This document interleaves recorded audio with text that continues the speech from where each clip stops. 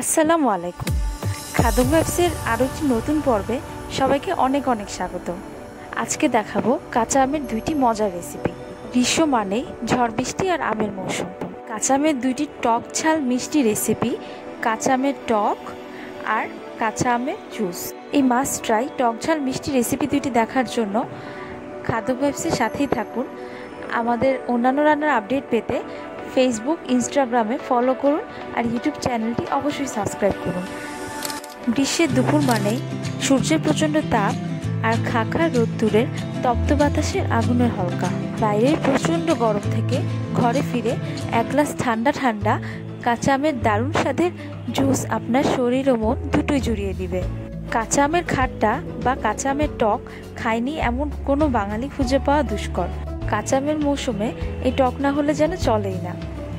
কাঁচা আমের টক মিষ্টি ঝাল এই খাট্টা ভাতের সাথে হোক কিংবা রুটির সাথে কিংবা এমনিতেই আচারের মতো খাওয়া যায়।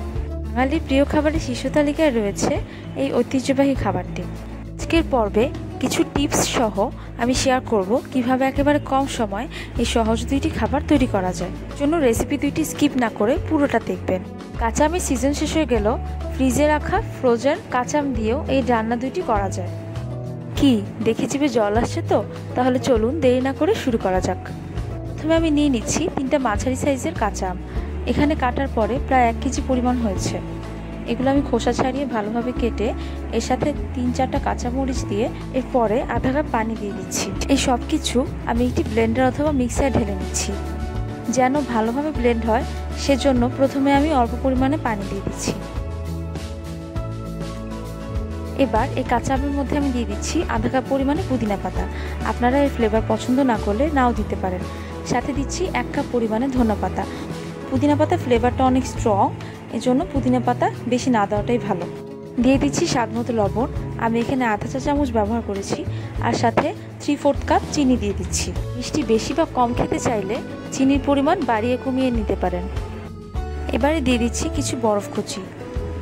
সব উপকরণ দেওয়া হয়ে গেলে একটি ব্লেন্ডারে নিয়ে ভালোভাবে ব্লেন্ড করে নিচ্ছি।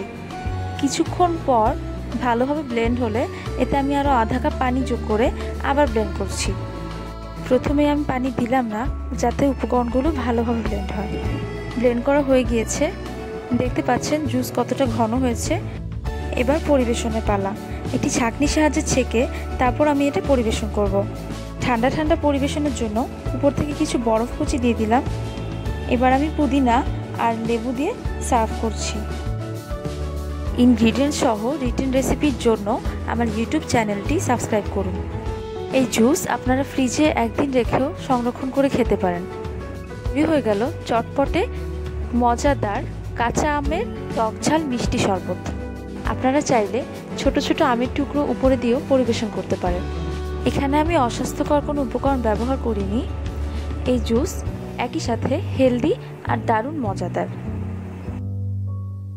আশা করি এই রেসিপিটি অনেক ভালো লাগবে। বাসায় ট্রাই করে জানাবেন কেমন হয়েছে। ভালো লাগলে অবশ্যই লাইক দিবেন আর শেয়ার করবেন। এবার তাহলে চলুন আরেকটি মজাদার রেসিপি দেখে নেওয়া যাক। কাঁচা আমে টক ঝাল মিষ্টি খাট্টা। প্রথমে মাঝারি সাইজের 3টি আম কেটে নিয়ে প্রায় 2 কাপ পানি দিয়ে সিদ্ধ করে নিচ্ছি। দিয়ে দিচ্ছি স্বাদ মতো লবণ। দিয়ে দিচ্ছি 4/1 চা চামচ হলুদের গুঁড়া। দিয়ে দিচ্ছি আধা চা চামচ ধনিয়া গুঁড়া। প্রায় 1 কাপ পরিমাণে চিনি দিয়ে দিচ্ছি। চিনির পরিমাণ যে যেরকম খেতে পছন্দ করেন সেই অনুযায়ী বাড়ি কমিয়ে নেবেন। দিয়ে দিচ্ছি 1/2 চা চামচ লাল মরিচের গুঁড়ো। এবার একটি ডাল ঘুটনির সাহায্যে ভালোভাবে ঘুরিয়ে ঘুরিয়ে আমসহ সবগুলো উপকরণ মিশিয়ে নিচ্ছি। ডাল ঘুটনি না থাকলে চামচ দিয়েও করতে পারেন, তবে সেই ক্ষেত্রে ভালোভাবে মেশাতে হবে। মেশানো হয়ে যাওয়ার পরে এটা থিকনেস ঠিক রাখার জন্য আমি এতে আরও 1.5 কাপ পরিমাণে পানি দিয়ে দিচ্ছি। এবারে আদা বাটা আর রসুন বাটা দিয়ে দিচ্ছি আধা চা চামচ করে। ভালোভাবে মিশিয়ে নিচ্ছি। টকে পানির পরিমাণটা আন্দাজ অনুযায়ী দিতে হবে। প্রথমে বসানোর সময় আমগুলো যেন ডুবে যায় এতটুকু পানি দিয়ে পরে অ্যাডজাস্ট করে নিতে হবে। আমাদের টক অলমোস্ট রেডি।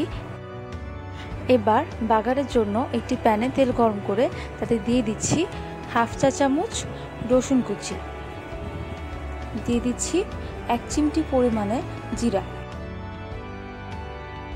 চুলার আঁচ কমিয়ে আস্তে আস্তে ভেজে নিচ্ছি যেন পুড়ে না যায়। কিছুক্ষণ নেড়ে চেড়ে এতে দিয়ে দিচ্ছি আধা চা চামচ পেঁয়াজ কুচি। বাগারের পরিমাণ বেশি হবে না, যার কারণে আমি খুব অল্প পরিমাণে পেঁয়াজ আর রসুন কুচি ভেজে নিচ্ছি। আমার বাগার তৈরি হয়ে গিয়েছে। টক চুলা থেকে নামানোর পরে এর উপরে বাগার দিয়ে দিচ্ছি।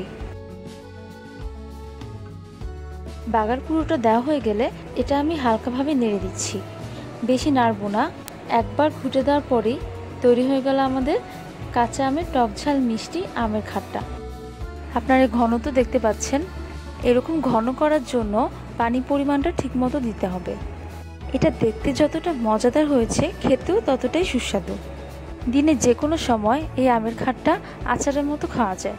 সকালে নাস্তার সাথে রুটি দিয়ে কিংবা দুপুরে আর রাতে ভাতের সাথেও এই আমের টক বেশ মজা লাগে। আশা করি আজকের রেসিপি দুইটি সবাই অনেক উপভোগ করেছেন। সবাই বাসায় ট্রাই করবেন। কোনো প্রশ্ন থাকলে কমেন্টে জানাবেন। সবার সুস্বাস্থ্য কামনা করে আজ এখানেই শেষ করছি। আল্লাহ হাফেজ।